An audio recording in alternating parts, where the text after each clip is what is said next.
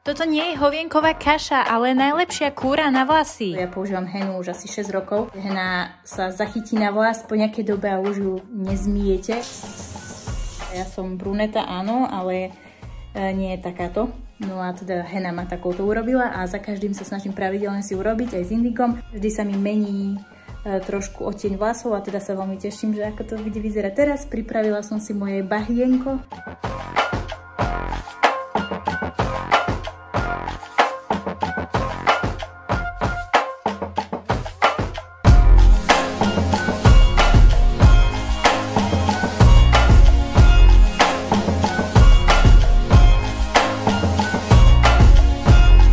Hena je to, čo potrebuješ si dávať na vlasy, keď si chceš zmeniť farbu prírodným spôsobom, zdravým, keď si chceš vyživiť svoje vlásky a popri tom teda si ich zafarbiť na nejakú inšiu farbu. A je na čase si dať